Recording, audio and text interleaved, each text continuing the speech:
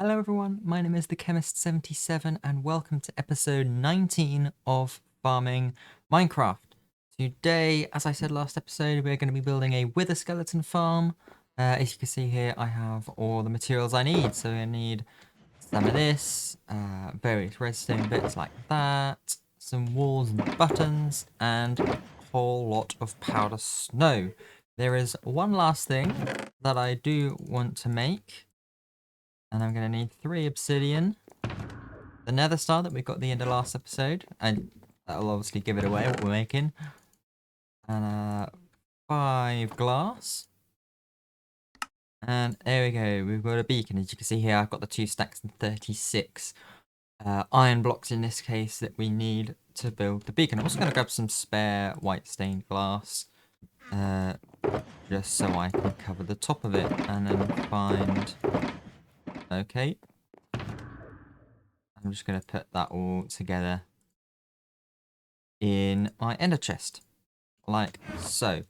Now I'm going to pick all of these up, go turn on the nether mob switch, and see you over where we're going to be building this, which I did show off last episode, and I have now dug out. I was going to do it on stream, but I've been feeling a bit under the weather this week, so just didn't really feel like streaming that.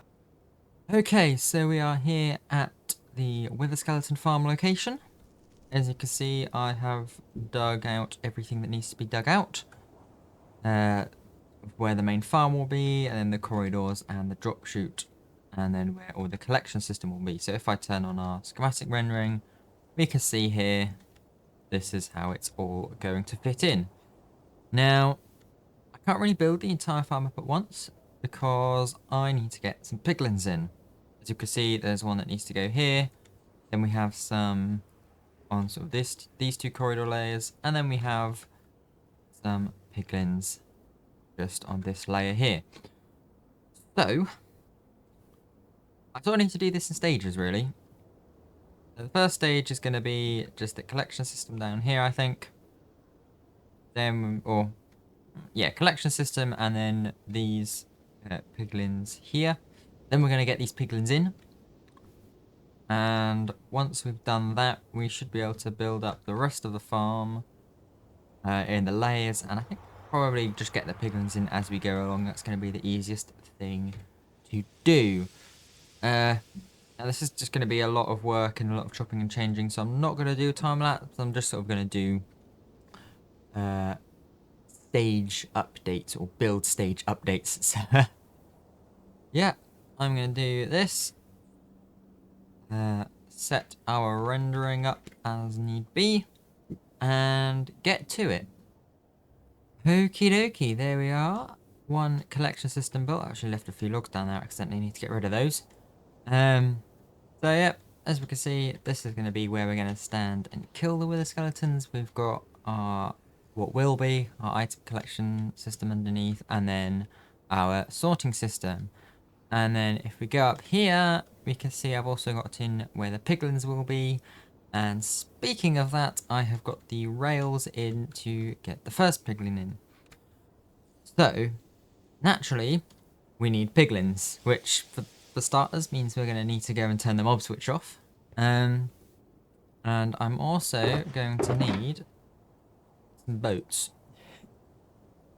So, yeah, as you can see, we've got a minecart track here, and that goes down, as you saw, to where the first one was going to be.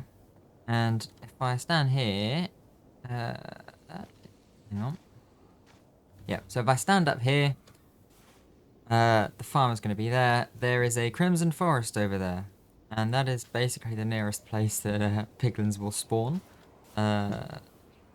So all we're going to do is build a little spawning platform on the nether roof. Drop a minecart down here, basically. And then it should automatically drop them off in where they need to be. I don't know what you call it, the holding area. So yeah, as you can see over here, I've got a small spawning platform. I am going to expand this a bit. But all I'm going to do is just place a few boats, which will automatically pick the piglins up when they spawn. And what we want is piglins with swords, because if they have crossbows, then they'll start shooting the wither skeletons, and we don't want that. So I'm going to go turn off the mob switch, expand this out, and then hopefully pick up some piglins. I'm also going to add the rail in just to get us over there. Okay, so rails have been put on the bedrock ceiling. The spawning platform has been made and the nether mob switch is off. And I realised I forgot to do something very important, and that was spawn-proof the fortress. So I need to go and turn the mob switch back on and come back and make a load of buttons, basically. So, now that I've turned on the mob switch again, I can get to spawn-proofing this fortress. Now, I've just pressed a hotkey here, which, as you can see, has put a little overlay. This is part of the mini HUD, the same mod that does my little thing up in the top left there. Now what this is the despawn sphere. So, as I've said in previous episodes, mobs will spawn within this 128 block sphere. Now this is centered right where we're going to be stood here, AFK, in the Wither Skeleton farm. And so what this means is we need to spawn proof the fortress, or any part of the fortress that is within this area. So these parts of the fortress, because they're outside of this bubble, we don't need to worry about. And this is also the reason why we build Wither Skeleton farms in a Soul Sand Valley, because we only need to spawn proof the fortress. This is because outside of the fortress, in a Soul Sand Valley, the only things that spawn are skeletons and ghasts, and they do not spawn very often at all. Particularly when you compare to, for example, piglins and zombified piglins spawning in Nether Wastes or in Crimson Forests for piglins and hoglins. Now, when we're spawn-proofing a fortress, we need to be really careful how we go about it. So if I turn the despawn spear off and I turn another overlay on by pressing this, now this turns on what is known as bounding boxes. So every structure in Minecraft, so in this case fortresses or strongholds, shipwrecks, they all have what's known as a bounding box. And I'm going to free cam for this just because it's a bit easier to see. And so what these are is these are just boxes around parts of the structure which sort of help the structure generate. So if you've ever seen ocean monuments, when they generate, they can sometimes generate in sort of shallow bits of the ocean, and then you get cutaway bits of the cliff. That is the game generating this whole bounding box, and it sort of overwrites the terrain. And so that's how you get some sort of the weird terrain generation changes. Now you'll notice that for this fortress, there's a few different types of bounding boxes. So this big square one, this is from the Crossroads, and that's why we like to build Wither Skeleton farms here, because you get a nice big area for fortress mobs to spawning, and I'll get to that in a minute.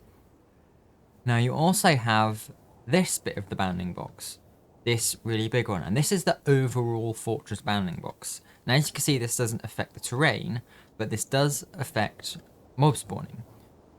So these sort of fortress part bounding boxes, that's what I'll refer to them as, any solid block in these, a nether fortress mob can spawn. So blazes, magma cubes, I think, zombified piglins, and wither skeletons. I think I've got them all there. Now, within this big one, nether brick blocks, any nether brick blocks will spawn fortress mobs. So other solid mobs won't, solid blocks won't. So an easy way to sum this up is within this big bounding box, this soul sand won't spawn mobs. However, because this one is in the sub bounding box of this sort of bit of the bridge, things like blazes will spawn underneath here. So what we need to do is basically spawn proof all of the blocks that occur within these sub bounding boxes, which I know I said earlier I'd use a different name for it, but actually sub-bounding box seems a bit of a better name. And basically I've got to do that for pretty much all of this, which is a lot. So I have a lot of logs on me, and so all I'm going to do is make a load of buttons and wander around the fortress there, placing them. And I'm not going to do this on camera because this is just going to take a stupid amount of time. So I'm going to do that and bring you back just to show you what it all looks like at the end. Just before I get started on this, one thing I do like to do as well is use the light overlay, or yeah, the light level overlay also in MiniHUD, just to show which blocks are spawnable that I do need the buttons. So as you can see, these blocks here, they don't actually have a light thing. That's because nothing can spawn on these blocks because there's only one air gap. However, this one here, 2 air gap, and you can see as I place the buttons, they become non-spawnable, so the light disappears. The slight exception to this is for some reason it does show when there are like walls and fences, like on top of a block, but that's pretty easy to spot because you can't place a button on there. But yeah, I'm going to get to this then. Oh, and the other thing I like about buttons is, of course, you can't accidentally place them on top of each other. So yeah, let's go.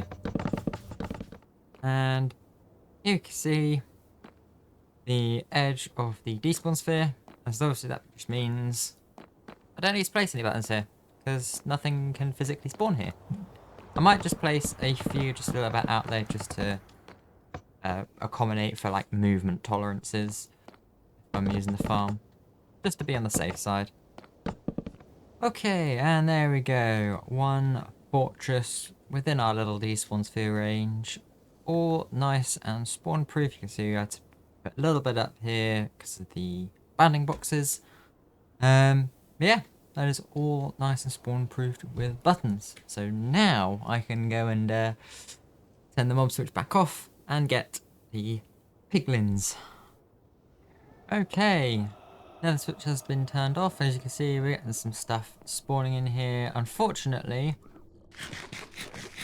none of these have what we want, and that is a piglin with a sword. This one is a crossbow, and baby piglins also won't work. Oh, I think technically they would work, but the way I have it set up, they won't. I think they also won't for a line of sight thing. I can't remember. I just always use adult piglins with a sword. It's just easier.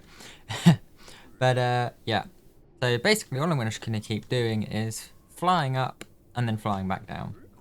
Because obviously currently, if I'm hanging around here or even just on the bedrock, I'm going to be loading all of this down here, which is not helpful for us. So yeah, I'm going to get a few piglins and boats and go from there. Okay, I'm not playing this very well because I've run out of rail, and I can't be bothered to go back and get more. So, what I have here is a piglin with a sword. I'm wearing gold and I've not hit any of them, so they're very friendly to me right now. Look, I can get in the boat with them. It's fine. So, what I'm going to do is name tag them. I probably should have brought in more name tags than I need, but yeah. Then I'm going to get my axe out. Actually, I'm going to get my pickaxe out. Whoops, didn't mean to do that. Then I'm going to press F3 and B to turn on hitboxes. Oh my, I keep accidentally getting in the boat. And then I'm going to break the hitbox. And then I'm going to realize I've not got a minecart. Then I'm going to have a minecart. And hopefully... Here we go. I need to pick up the rails again.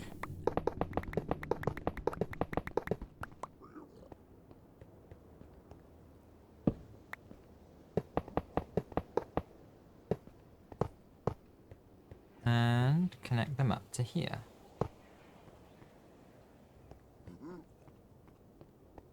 And I'm hoping I've done this right. And I'm just going to use FreeCam here to, yeah, check easily that I've done this right.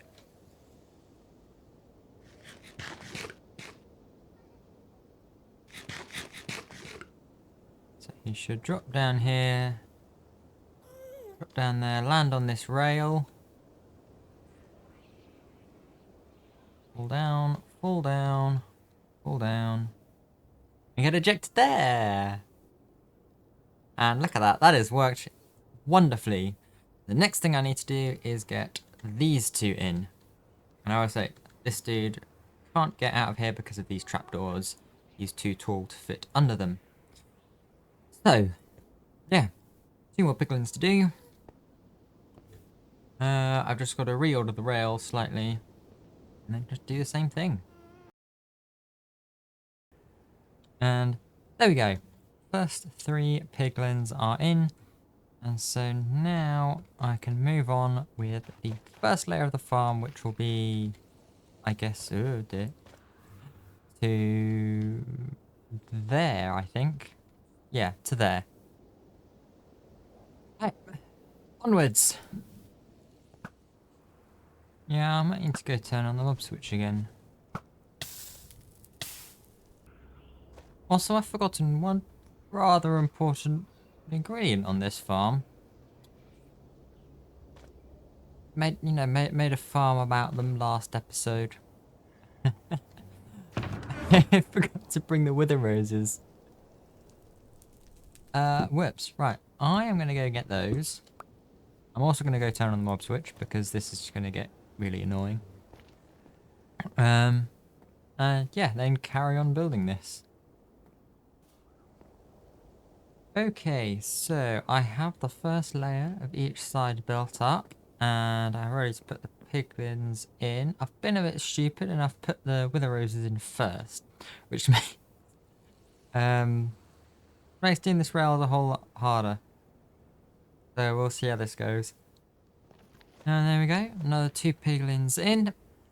So I am now just going to build up the next 2 layers and get everything sorted, and hopefully we should be done. And there we go. 3 layers of Wither Skeleton Farm are finished. And we can see, hopefully, there you go, Wither Skeleton spawning. Getting angry at the piglins. And then just dropping down and down. And so you'll see here, I've gone for this slightly staggered approach, I guess. So there's a central one, and there's 4 at the edges. And there's a central. I tried to have 3 central ones, so there were more spawning spaces on all the layers, but I just found that sometimes the piglins would die from wither skeletons falling through the top, which is not ideal. So, yeah, and then it's just the same thing on both sides. Now we have powder snow with carpet on top here, because if you didn't know, it stops fall damage. And with these multi-layer farms, what we really want is for all the wither skeletons to be on the same health as they drop. So again, there's powder snow here. So the only fall damage they take is when they come down here and then down the big drop chute. And yeah, there's a little bit of delay when they first fall down because they still get a little bit aggro on the piglin up here. But they soon then just retarget this and then fall down. You can see here, I'm just currently sat here with my sword. I've got a little auto clicker with Tweakaroo, just periodic attack, so I can toggle that on and off. And then we have our unloading system here. And as you can see, we have item filters. Now, one thing I do want to add to the farm, before we go, if I do a last little swing of the sword, is you'll notice down here I've got a big pit, and you'll notice up there I have a hole, and that's because I want to put a beacon in.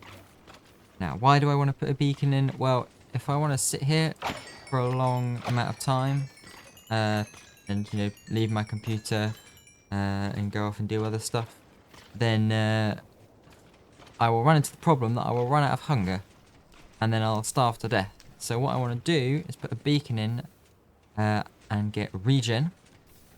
And what that'll do is it'll stop my health from going down even when I'm taking starvation damage. So, I'm going to do that quickly. Alright, so the beacon base has been made. It's all just solid iron blocks all the way through. There are 2 stacks and 36 iron blocks in this. That's how much you need for a tier 4 beacon. I think I mentioned it at the start. And then all we're going to do is pop the beacon. And it should... There we go. Light up. Now the reason we need that hole up there... If I just block that off for a second. The reason we need that hole up there is beacons need skylight. You can see I put a solid block above this. It doesn't do anything. And it's not just because it's on top either. If I have it there, nothing happens again. So it's only once I take it away that it works. Now you may think, but there's bedrock at the top. Now bedrock counts as a transparent block. The beacon beams will just go straight through the bedrock. So I haven't had to actually break any bedrock. But if you want to, you can. And the beacon beam will just go... Well, actually, it still goes all the way up through. But if you want a hole all the way through, then you can. So the last thing I want to do, though, is I need a floor here. Because otherwise it's going to be a little bit awkward trying to access my chests. Which you can see have already started to fill up. I don't know if I've... I do have some skulls. I also have a sword for some reason. So get rid of that. Yeah. So I'm just going to put a white stained glass floor in. Then we can see the beacon below. You don't have to use white stained glass, but you do need a transparent block to go there. And of course, one thing I do need to do before that is activate the beacon. So you'll notice in here we've got various various overlays and effects that we can have, and I think I might make a little mini video just explaining a bit more about beacons in depth, because probably haven't quite got the time in this episode. But for our sake, we want the regeneration second power, and it doesn't really matter what we use as our primary power. I'm probably, I don't know what I'm going to go actually. Probably maybe haste, I think. Or actually no, we'll go with resistance. We'll go with resistance. But then you'll notice I can't do anything with that yet. And that is because I need something. Anything at all. Or what are they called? I guess precious things. So yeah, you can see here, netherite ingot, emerald, diamond, gold ingot, or iron ingot. We're going to use iron ingot because I've got loads of them.